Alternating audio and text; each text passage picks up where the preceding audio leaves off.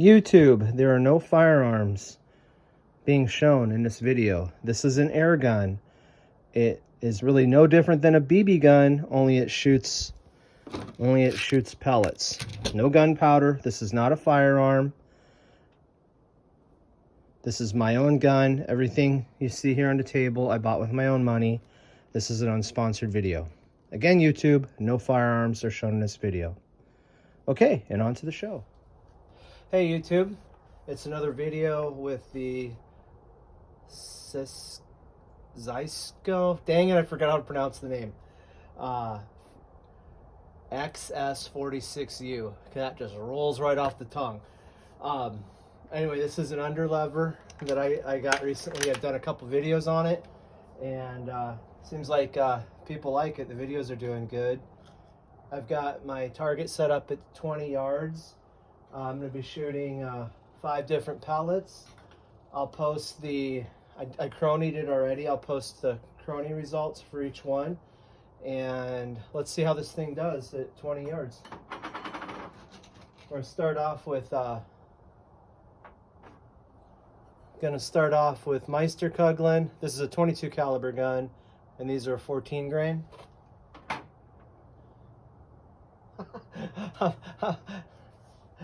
I was looking for the brake barrel breech. Kind of funny.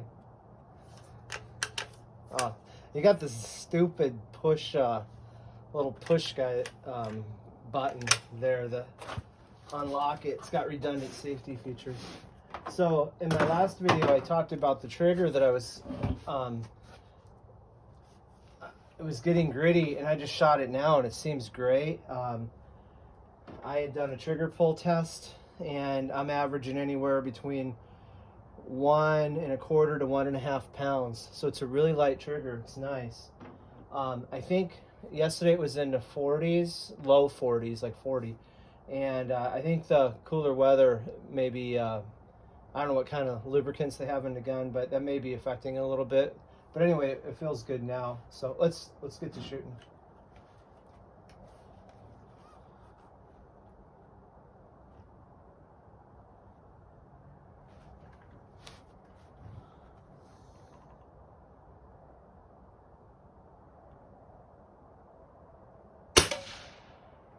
That actually went off a little bit before I was expecting it to. Even though I've shot this gun Saturday, Sunday, and now here it is Monday, have to get back and sync with it.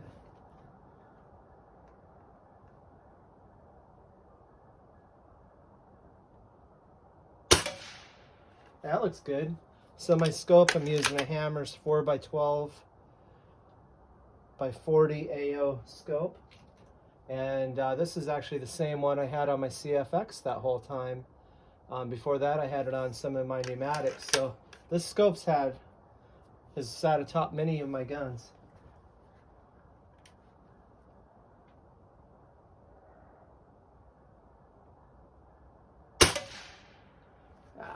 Dang, that's too bad. 2 more on this one. And I'm not going to edit this. There's guys, they tell me they like to watch this kind of shooting, and if I don't have to edit each shot and time it, boy, that makes life easier for me.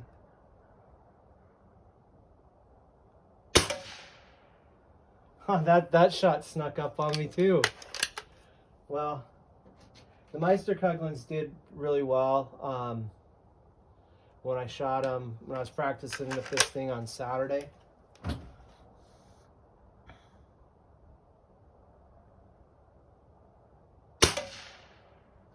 Yeah, I actually think it would have a better showing. I think that variation there is me and not the gun. It really liked when I shot the Meisterkugelns before. It really did like them. All right, and that was before I cleaned the barrel. The barrel is now clean in this gun. All right, so we're gonna switch now, and this is the Crosman 14.3 grain domed, and these pellets. These pellets are what I used in my 50-yard can bottom challenge, and they worked really well. Actually, they worked the best out of all my pellets for that distance.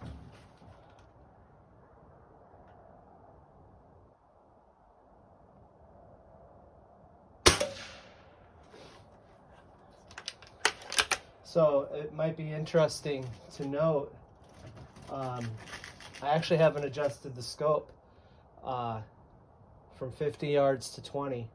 All I did was I used my first mil dot to shoot the elevation at 50.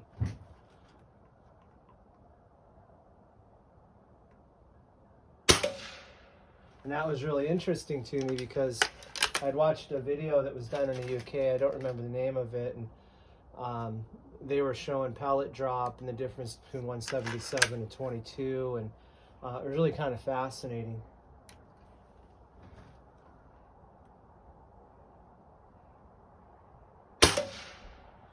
The 177 shoots flatter. The 22 is more of a rainbow trajectory, but one thing I'm noticing right away between this and CFX, which isn't known as being a powerful gun, regardless of the 900 feet per second they have stamped on top of it.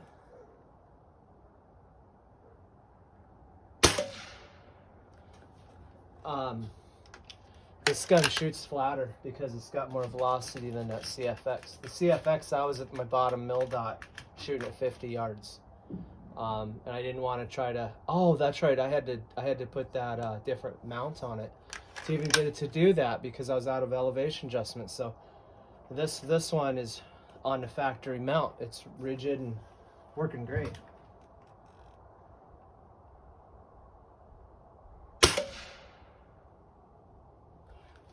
So this is just kind of give you an idea of what the gun can do.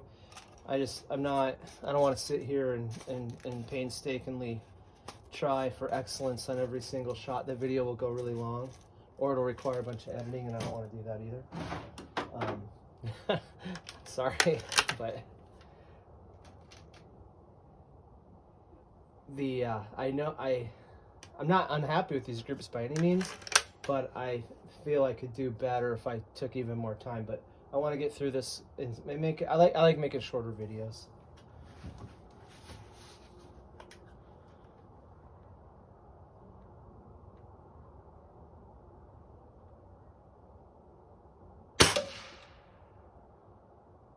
Oh no, it's going into writing on these Airboss pellets. Oh, sorry, I forgot to. These are Airboss. They're made in Argentina. I've never shot these before, except in this gun. These are match competition, 17 grain. And when I shot them on Saturday, they actually worked. They were the best ones. So I don't know. We'll see if that holds up this time.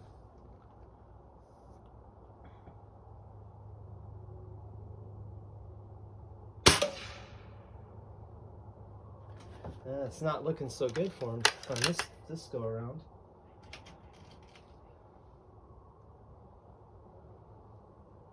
They arrived here, they had nice thick foam, and they arrived up here without being damaged.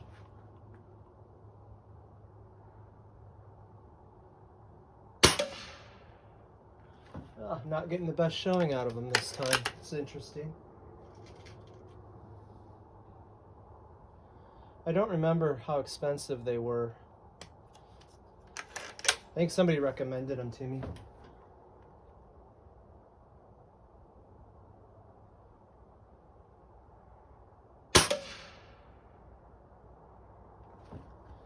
And I think some purists will probably criticize that I need to shoot like 30 pellets of each to season the barrel, and maybe, I don't know. It's a lot of pellets to use. A lot of shooting.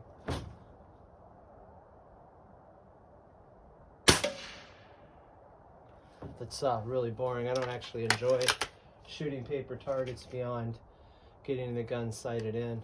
I like to shoot objects that move around.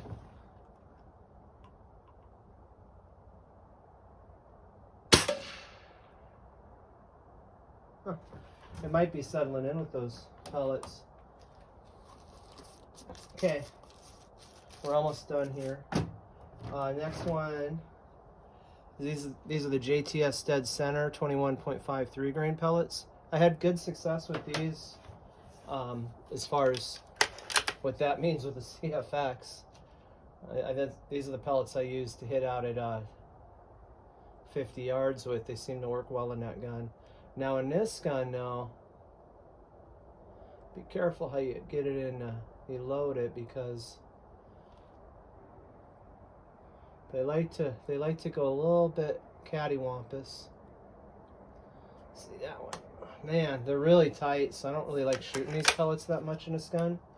Let's see if I can get. Let's see what it looks like. If it just looks like garbage, I might just do 3.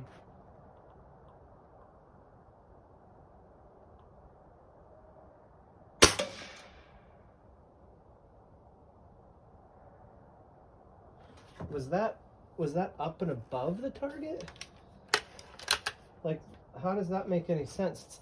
It's the heaviest pellet so far. Why would it shoot high? Unless the recoil could be that, I guess. Yeah, these are, man, these are a bear to load.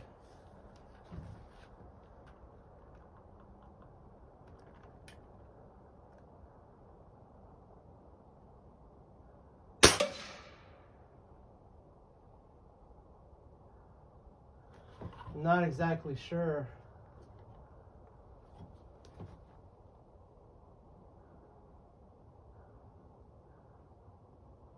I don't know where that one hit. I'm gonna do one more. This gun, I don't remember it liking these pellets anyway. I don't know, I had them out for the Chrony test and I thought, why not try them out?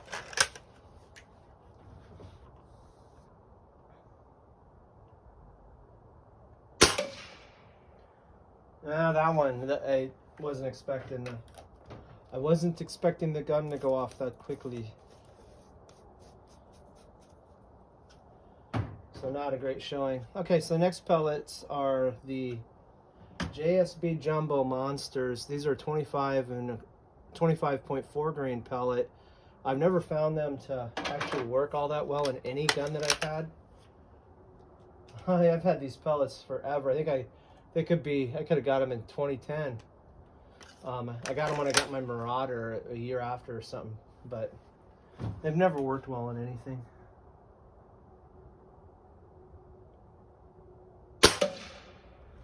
Let's see how they do in this gun.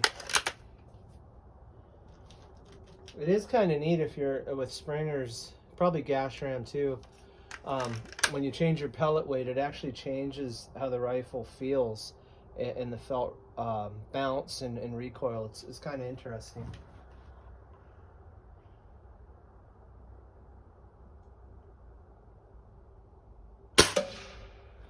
It's not like oh, did you see that? I had this issue. This was the first issue I had with the gun.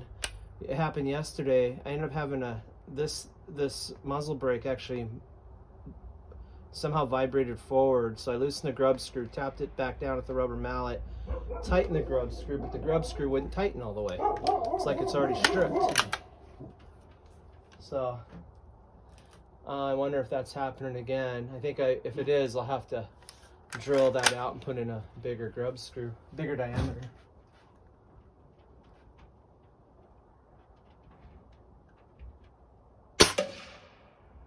Yeah, these are, oh, look at that. I think it's creeping forward again. Not a huge deal, $125 gun, you know, it just kind of goes along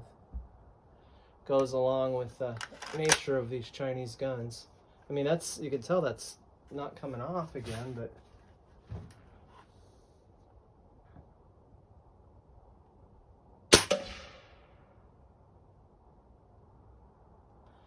I think that might have hit in the black, and look at that, it vibrated and came loose. So probably a good time to stop. Last pellet. And I like doing videos like this. You guys kind of get a feel for what you're getting into. Not a influencer BS video that, hey, I got this gun sent to me for free, best thing ever, you should buy it.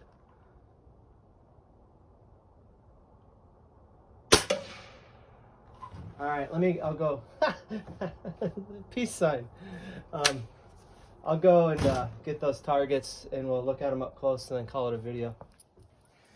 Okay, so let's see. First for the Meister Coglins, that's a quarter at 20 yards. Can we do a nickel? Nickel at 20 yards. And there's a dime on it.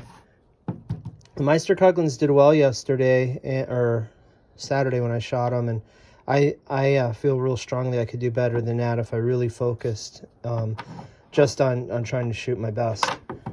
Okay, Crossman Premier Domed, the 14.3s, quarter, not quite a nickel.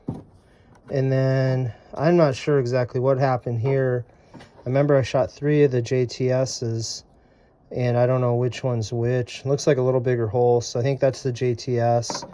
It's pretty awful. And then the Airboss, which actually did way better yesterday, or on Saturday. Well, I guess they didn't. There's the Airboss when I shot those, and funny how memory, when you shoot so much, trying to remember everything. So I guess they weren't revolutionary. So they're on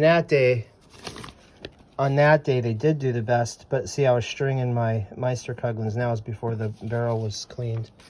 So I'd say at 20 yards, Meister Coughlin's are what you want. And then finally, these things, they're cool because they're heavy, but they never shoot particularly well. So I wouldn't recommend buying those if they even still make them. Okay, guys, that's it for a video today. Yeah, I've gotten lots of questions about this gun. I want to make sure that you guys know I don't know what the reliability is of it. Oh boy, one of my viewers said they've had 3 of these, and I think 2 or 3 of them broke, and they were seeing failures in the piston. There's an area that's spot welded, and then the weld fails, and then the thing comes apart, and then at that point I think it's ruined. But if you do it before, you can weld it and fix it. And for me, it's a $125 gun. I'm just going to continue shooting it. I have no idea what the warranty is on it, if it even has one. But I'm just going to continue shooting it, and if it does break, it breaks. I don't have a welder at home. It would cost me, to do a preventative fix, it would cost me more money, in my mind, with our shop labor rates here where I live, as opposed to just, if I wanted to buy another one, I'd just buy another one and use the old one for parts, I guess. Anyhow, that's all for now. Hope you enjoyed the video, and thanks for watching.